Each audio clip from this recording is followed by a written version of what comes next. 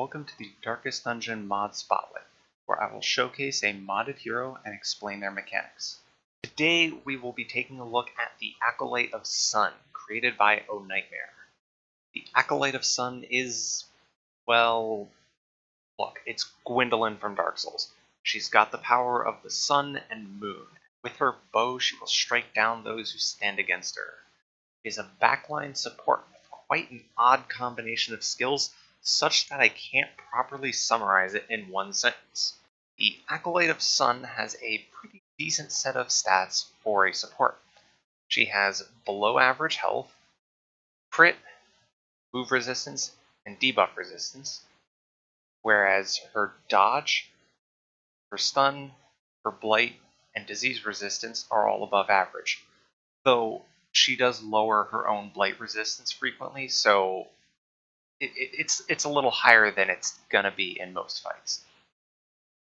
Her trap disarm is at a level that is acceptable for disarming, and I think even though her damage is only average, for a support that's not too bad. The Acolyte of Sun's first ability is Dark Sun Arrow. This is probably her most straightforward ability, and that's saying something. It has a damage penalty of 10%. It can only hit the back 2 rows of the enemy team. When you are above 50 light, it does 4 to 14% increased damage. When you are above 75 light, it does another 6 to 16% damage.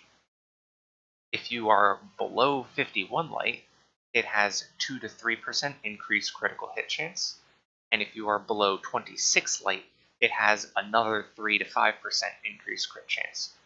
So, the Acolyte of Sun is designed to work whether you want to be at high light or at low light. You're going to get different bonuses. But in either case, you want to go to the extreme. You want to be all the way at 100 light or at 0. Don't half-ass it.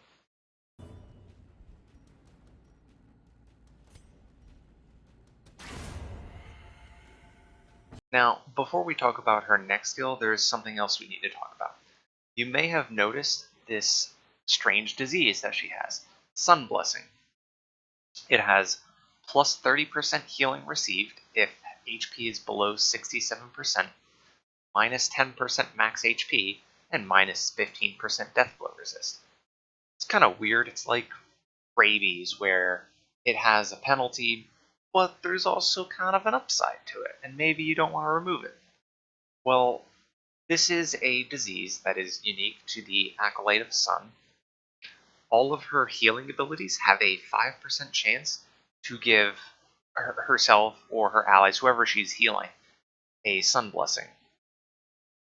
And it works just like any other disease, except you can only get it from the Acolyte. You can't get it randomly. And you sacrifice some of your health and some of your death blow resistance, but it's a lot easier to heal yourself up. Anytime you're under 67%, which happens a lot, you get 30% more healing. This is especially effective for the Acolyte of Sun because she has a lot of regeneration effects, and whenever you have that increased healing received, it rounds up the regeneration. So every time the heal over time ticks on their turn, you're going to round up to the nearest point of health. So it's going to be even more effective. Plus, for the Acolyte of Sun, increased healing trinkets aren't that effective because so much of her healing is in those heal over time effects.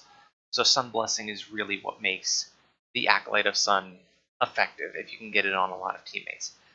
Now, it does get a little troublesome if you upgrade your Sanitarium and you need to remove diseases from people, because then you're also going to accidentally remove Sun Blessing.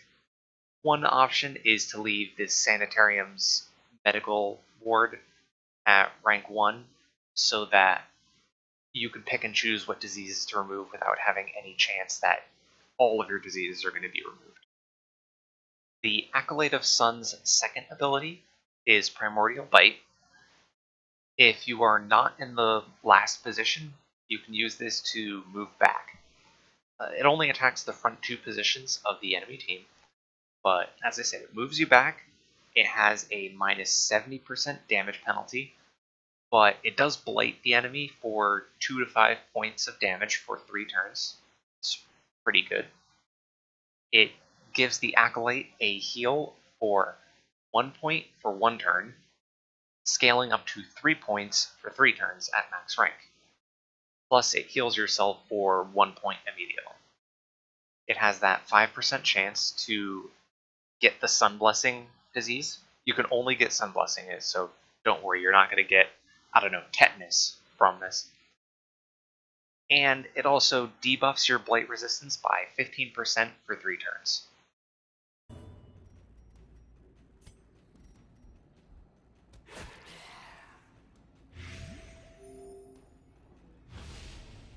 The Acolyte's third ability is Regenerate. It has an 85% chance per ally to lower their blight resistance by 15%. It gives them a heal of 1 point and regen of 1 point for 1 turn, up to 3 points for 3 turns at max rank. It also has a 5% chance to give them the Sun Blessing. And for each ally you heal, the Acolyte gets minus 10% blight resistance for 3 turns.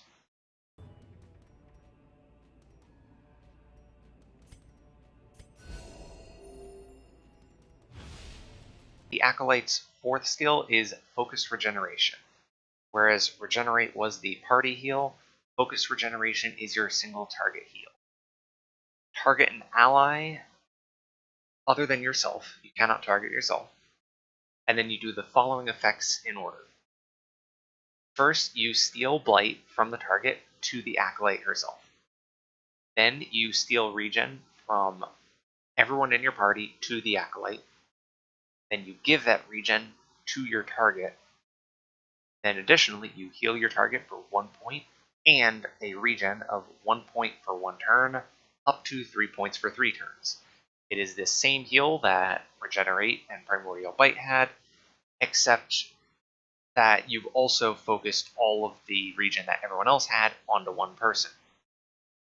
You have the same 5% chance to give your target a Sun Blessing, and you debuff your target by 15% Blight Resistance for 3 turns, and you debuff the Acolyte of Sun for 10% Blight Resistance.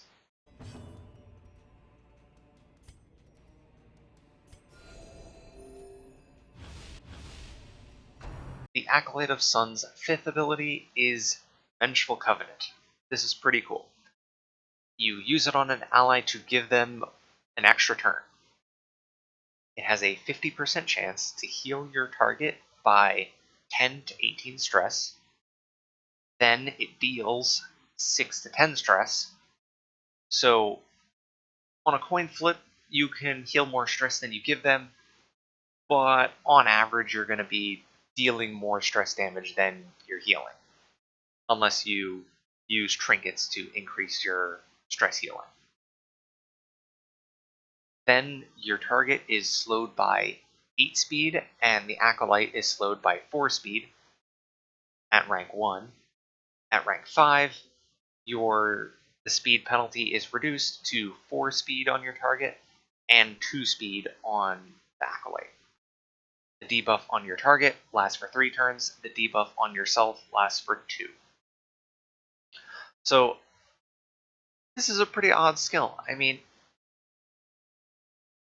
it's not very good as a stress heal most of the time, but you can give it to your damage dealer if you want to really throw out a certain skill. Maybe they're the only person who can hit the back row, or you give it to your tank and let them guard someone and stun an enemy, or stun 2 enemies. There's a lot of options. The speed penalty is pretty harsh, but that's the trade-off you get for getting 2 turns now. In the future, you're going to be going later, unless you want to use herbs to clear off that debuff before the next turn starts.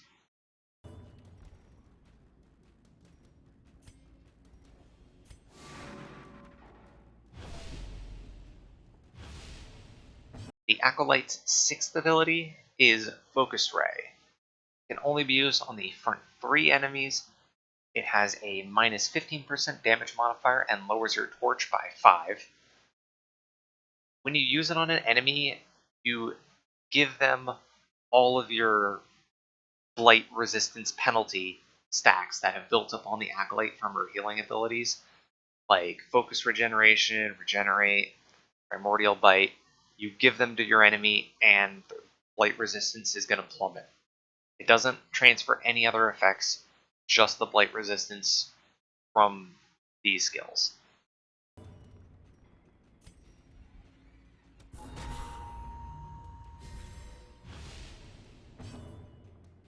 The Acolyte's final ability is quite a doozy. It is Sun Mirage. It can be used twice per battle. It hits all enemies and debuffs them for 1 to 3 accuracy when you are above 50 light, 1 to 3 accuracy if you are above 75 light. If you are below 51 light, it debuffs their dodge by 3 to 5. And if you are below 26 light, it debuffs their dodge by another 3 to 5. It clears all corpses and gives you 10 light. Then it summons an Adventurer's Mirage in an empty space. This Mirage is really weird. It is a cosmic type enemy, which is important for some of the Acolyte's trinkets, which we'll get to. You can only have one Mirage out. If you try and use the skill again, you won't summon another one. It lasts a maximum of 3 turns. It has health like any other enemy, but it kind of wears out after a couple turns if you don't kill it. It passively gives all of the enemies the same debuff that the Acolyte gave them when you first used the ability. So the debuff they initially got on the skill use is doubled as long as the Sun Mirage is out. Additionally, whenever one of your heroes attacks the Sun Mirage, it will riposte to heal that ally for 1 point and 1 point of regen for 1 turn, up to 3 points for 3 turns, as well as debuffing their blight resistance by 15%. You get the idea. So this skill's really interesting. The Sun Mirage can be helpful if you're using AoE abilities. You might be able to hit it and get extra healing on people. If someone's particularly hurt, they can attack the Sun Mirage to try and heal themselves up faster. The debuff's decent. You can lower the enemy accuracy by a fair bit if you're playing at high torch, or if you're playing at a riskier low torch, then the dodge debuff will help you kill the enemies quicker. But the only catch is the enemy already has to have an empty space in their lineup in order for you to summon this Adventurer's Mirage. So, I mean, it could be good against bosses if there's open space, or if there's random encounters where the enemies aren't necessarily taking up all the spots. Because usually in random encounters, if I've already killed off one enemy, I probably don't care enough to summon a Sun Mirage to affect the rest of them, but who knows? It can be interesting. This is just quite a unique ability, and I'd like to see what other people think about it.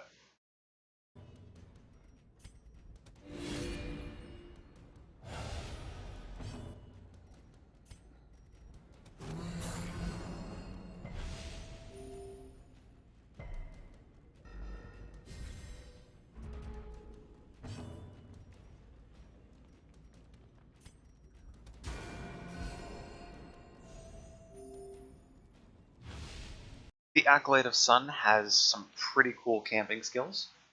She actually has 5 unique camping skills. Her first one is Calming Chant.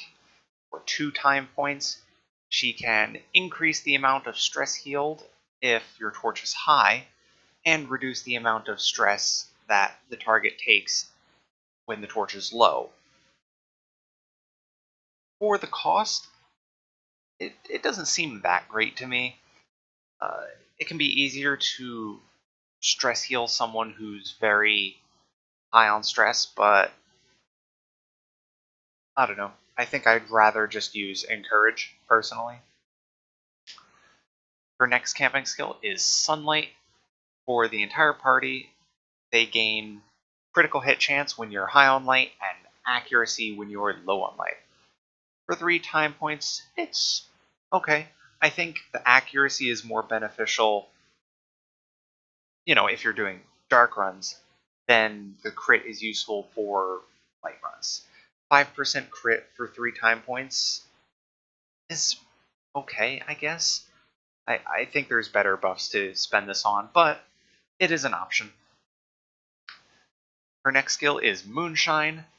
It gives your target 2 health per round for 6 rounds. And it reduces your torchlight by 15 and removes the disease from your target as well. You can use this up to twice. Unfortunately, by removing the disease from the target, you will remove the Sun Blessing from them if they had it. Oh well. But it is an option if someone has Sun Blessing and you don't want them to have it. You can use Moonshine to clear that off and heal them up in the process. Her next skill is Rekindle. For 4 time points, you reduce the amount of healing that the Acolyte does by 1 for 4 battles. This is just the initial heal on all of her healing abilities. All of her healing abilities heal 1 flat point and then the regen on top of it. It just gets rid of that flat healing for 4 battles. But your target gets 15% max HP for 4 battles. If they had mortality debuffs, they heal for an additional 50%, and it removes the mortality debuffs from them. So if someone had hit death's door, this can be okay to help bring them back up and recover from a tough situation. But your healing's going to suffer for it for a couple of battles. Of course, you can always remove it with a herb. And her final camping skill is my favorite, False Promise. For 3 time points, 1 companion gains 15% virtue chance for 4 battles. They lose 100 stress. If they were afflicted, they lose another 50 stress, and then they gain 100 stress. So if they were under 100 stress, or if they were afflicted and under 150 stress, then they will go to 0, lose their affliction, and then they get another virtue check. But this time they have an additional 15% virtue chance to try to get a virtue. This is pretty awesome in my opinion. I don't know. It's a lot of fun. Though it is risky because you might just get another affliction. Especially if you use it on someone who had less than 100 stress in the first place, then you're just giving them more stress. Still, I think this is really cool. Now, the Acolyte is one of the few heroes that I'm going to go over some of her trinkets because there's some interesting conditions and effects on these. So, these 2 trinkets, the Sunlight Talisman and the Sinful Quill, these just happen to be some of the ones that I've already found. These you can get through the normal expected means. The Crimson Court trinket, of course, you get from the Crimson Court. The Sunlight Talisman's just a common trinket. Picked it up from a dungeon, or you could buy it from the shop. You can take a look at these if you're interested. But she also has these talismans. These trinkets, which have a rarity of Acolyte's Relic. These are earned in a different method. Basically, you can get one of these trinkets randomly after a fight in the Cove, the Warrens, the Ruins, and the Weald. There's one trinket in each location, and whenever you beat a fight there, you have a 1 in 3 chance to find this trinket. And you can only have one of each, so once you get it, you're good, but you have to take the Acolyte there, and with the Acolyte in your party, you can find these trinkets. So let's look at some of the effects. Heirloom of an Age Bygone has 40% increased healing, minus 300% stress at death's door, and 5% stress. So I was putting this on my tank, and it worked pretty nicely. Get a lot of extra healing, and you can't get if you get a heart attack and you drop to death's door, you can't gain any more stress to then get a heart attack. Or if you're on death's door just from damage, then you're not going to get any additional stress to make the problem worse. And the set bonus, this does have a set bonus too, by the way, then you get an additional 10% protection at high torch and some virtue chance. Then the Lens of the Moonwalker has minus 100% damage versus Cosmic, which, as I said, this is relevant for Sun Mirage. It would allow them to attack the Sun Mirage without damaging it, but they still get the riposte back for the self-healing. 5 accuracy in position 1, minus 100% torchlight efficiency if your torch is above 25. So as long as you have this equipped, you can't raise your torchlight very high. Unless you use abilities that raise your torchlight. Additionally, you have an increased chance to surprise enemies and a reduced chance to be surprised if you're in position 1. This is great if you're playing in no or low light. And the Sign of a Pact Forgotten has, most importantly, if the Acolyte uses Vengeful Covenant, that's the skill that gives them +1 turn and has a chance to reduce some of their stress, then this trinket doubles the amount of stress that they heal. It actually makes it a pretty reliable stress heal, but only on one person, because you can only give one person this trinket. Additionally, it gives them 15% damage versus marked targets, and they lose 5% health. There's one more trinket, but I don't have that, so you'll just have to find that in game and find out. All of these trinkets, the Acolyte relics, can be equipped to anyone. I didn't mention that, but they are not just for the Acolyte. I made the mistake of equipping the Sign of a Pact Forgotten and wondering, why am I not healing for 100% additional stress? Because it has to be on the target that you're using Vengeful Covenant on. Some other information about the Acolyte of Sun. She is non-religious. She benefits from the Altar of Light district and the Athenaeum district. When an Acolyte is in your party, you can carry 2 more torches per stack, up to 10. Just remember to combine them once you get into the dungeon. When you're in the shop, you can only buy up to 8 per stack, unfortunately. When you go on missions, she provides you with 2 torches as provisions. So, skills that I typically equip are just going to be pretty simple. Dark Sun Arrow, both of her main healing abilities, and then the last ability is going to be either Primordial Bite, Vengeful Covenant, or Sun Mirage. Not a huge fan of Focused Ray. Maybe if you had a more Blight-focused team, you could use that to transfer some Blight debuff to a target and make it easier to stack Blight on them. But I'm not a huge fan of it. Sun Mirage can be okay, but I said it has some problems in that The enemy does have to have an empty space for it, but if they do, it's kind of cool. And besides, typically you don't like using AoE effects. I want to use single target things and kill enemies one at a time. So you would have to change up your play a little bit if you wanted to get that extra healing. Vengeful Covenant is a little hard to use at times because of that heavy debuff and the chance that your target's going to get a bunch of stress.